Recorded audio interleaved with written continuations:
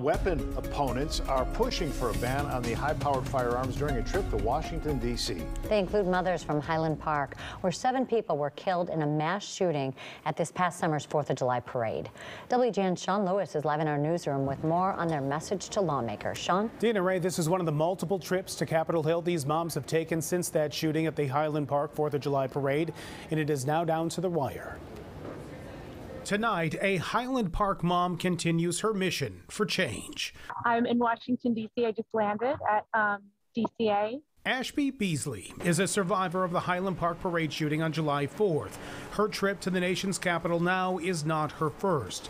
She's one of many working behind the scenes to get new assault weapons ban to the floor of the U.S. Senate for a vote. Right now it's a very critical time because we only have 2 more weeks before the end of the year. And if we don't pass the assault weapon ban right now, in the next 2 weeks, we have to start over all from the beginning, from the very, very beginning. And I will jump the decision to move on. Also pushing for a Senate vote, more than 60 physicians from around the country. That day was the most traumatic day of my life.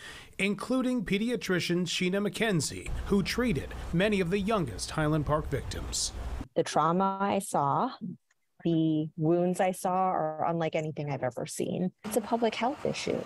And so we're coming at it from the standpoint of this is a public health issue. And in order to prevent public health crises, we have to address the root cause, which is getting these assault weapons off of our streets. For Ashby, the clock is ticking. I feel it.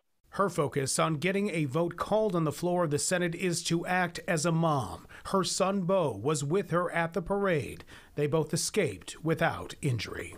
He's 6 years old, and he understands so much. We don't realize how much they understand and how much they see. Many of us survivors and the families of victims are okay with this not passing. We just want to see the progress. We just want to see this vote. We want to see who's with us, who's not with us, and we want to make sure that we are in the first steps of this really long fight. That show of force continues tomorrow. The Highland Park moms will join the Newtown Action Alliance at a vigil at the Capitol, marking 10 years since the shooting at Sandy Hook Elementary School. In the newsroom, Sean Lewis, WGN News.